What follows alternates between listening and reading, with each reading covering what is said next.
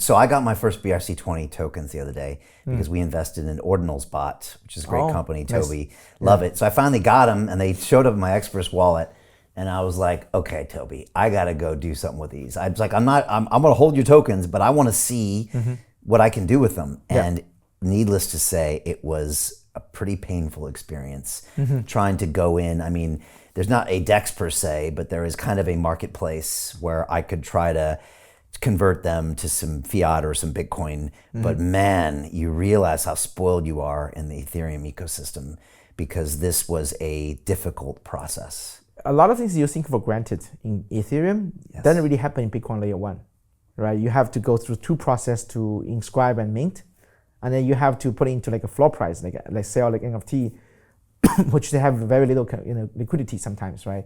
The user experience was kind of broken. A lot of wallets company, including OKX Wallet, Xverse, and Unisat, they try their best, but still, because of the lack of programmability on Bitcoin layer 1, you can't really do that. And I'm curious, like from your perspective, how much gas fee you paid last year? I mean, it wasn't just that. I mean, first of all, understanding it was a challenge. And I mean, like I can get my way around most ecosystems, but I could finally figured it out after a couple of tutorial videos. But then the weirdest thing happened. I could have swore, I'm pretty sure, that the asset traded at a higher price than I was selling it for. Yeah. And I wasn't trying to sell some big size. It was a smaller size, but it looked like there was a price discrepancy where it traded at a higher price than I was selling. And I sat there looking at my block thinking, what the hell just happened?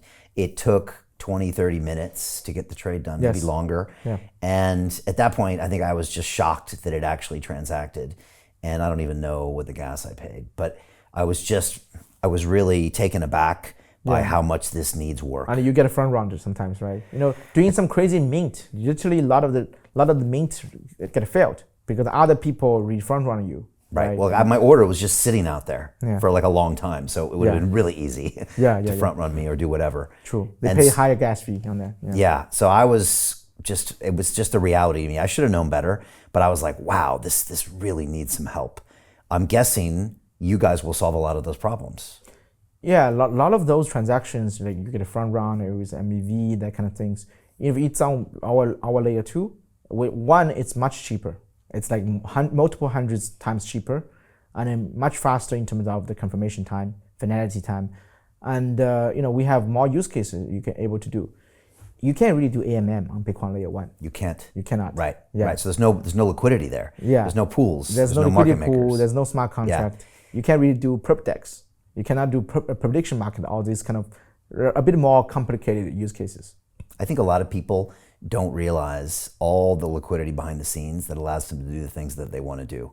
And this was, I teach this to some of my students, like what is liquidity? But when you're faced with a lack of liquidity, you really understand the limitations of the layer 1. Yeah. Definitely. Yeah. So we need you to build this. Yeah, a lot of BRC20 assets now kind of sitting in no man's land, because they can't sell. There's no liquidity, right? You put a sell order kind of in the floor price, area. Nobody buys. So essentially, a lot of assets goes to zero immediately because of liquidity pulled out, right? Right. Yeah. So that's the problem. Yeah. When will your mainnet be live for things like that, or do you still need people to build on it and build DEXs? We live 3 months ago already on the V1. We have around 200 projects already deploy our chain. Right. The active ones are around 60 of them are very active with like a lot of transactions, user base using that, and some of them have a very big amount of liquidity already, TVL. So they're like BRC20 DEX. BRC20 DEX, some normal DEX as well, like with intent based, some like lending protocol, getting some interesting traction. Like Avalon Finance, for example, they have over 350 mil TV already. Yeah. We have some exciting new perp DEX like Rodex now exploring, working with us, like trying to be like the Arbitron, GMX kind of relationship. In Bitcoin, you would never imagine there's like a GMX kind of perp DEX on that. Right now, it's all possible. So I could go in and maybe sell my BRC20 tokens on Bitlayer, on some of the DEXs on Bitlayer now? Yeah. I could? Yes. Okay. Yeah, we're compatible to BRC20, Rune assets, and also normal like programmable Bitcoin. Right? Okay. Yeah. All right. And then what's the future? I guess what you're really trying to do is that finality. Yeah. But what is it? What is your ecosystem like, and what do you think the whole ecosystem looks like 12 months from now, 24 months from now? Great question. I think, yeah, well, so first of all, our V2 mainnet is like 1 or 2 months away. Our engineering team is actively working on that, test out, now engaging the security auditing firm as well. It's going to still be a test net, but it will engage all the developers to try it out, right? And then I think the mainnet of the V2 version will be launched Q4 this year. With that, we can achieve Bitcoin finality, right? Transaction proof will be batched, eventually being settled back to Bitcoin layer 1, right? That's basically give us the security level of Bitcoin layer 1 security. That's very different compared to a sidechain, which your security level is maintained by your validator sets, right? It's very different trust assumption, very different level of security. Obviously, we have to pay a certain amount of fees for the security cost, right? But because of the level of security upgrade so much, we are able to maybe engage a lot of the Bitcoin whales, Bitcoin OGs to open up and explore and let them explore this new programmability layer, right? Because we could argue a lot of OGs don't want to try any Bitcoin layer 2 at this moment because of different trust assumption, right? Yeah. And I think the market going to become better and then later Q4. And then if we hit some interesting use cases, like when you bridging your assets, when they actually tap into the layer 2, there's some interesting use case people really want to use, right? And I think that will be important because at the end of the day, no matter how infrastructure technology upgraded, you need use cases to allow users, either it's B2B or B2C users, to really use your piece of infrastructure, right? So that's very key. When people just keep bragging about how cool the technology is on the infrastructure layer, how to bring use cases, that's even more important question for me, I think. What are use cases? besides just DeFi, besides me getting yield?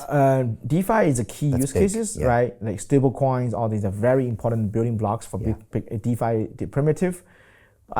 We are exploring something interesting with AI as well, and in a different approach. So it's more like on the content generation side. We all know AI can create interesting content like video, graphics, right? Some crazy good ones, right? High quality. But at the end of the day, that AI processing, it's off-chain, right? The content is off-chain. But the prompt words, it's just like 20 words or something, right? We can't even put into recursive inscription, make it very, very low cost, like very low, small file. But it's on Bitcoin. It's inscribed on Bitcoin. So imagine our video today eventually can recursive back to like 20 words of prompt, like, just put, describe like Brian Rose, Charlie Hu, on this day and something like that. And that's like it's like a proof, like an inscription in that specific block. It's part of the history.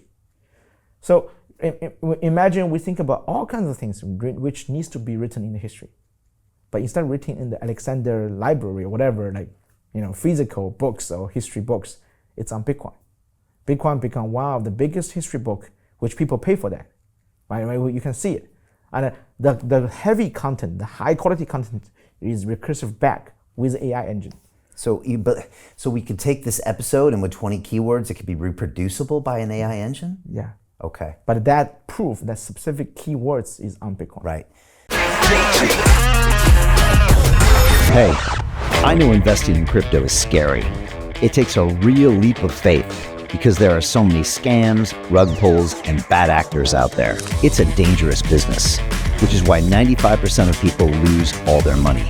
Well, that's why I created the London Real Investment Club, so you can access the hottest deals on the planet and use the crypto bull market to create the generational wealth that you deserve. Join my team of over 100 people from around the world that are making millions of dollars behind the scenes investing in blockchain, AI, Web3 games, DeFi, Bitcoin, and more. Don't miss out. Click the link below to book a call with one of my team now. But hurry, this bull market will end soon. I know investing crypto can be scary. That's why you gotta join the investment club. Pull the trigger. Let's do this.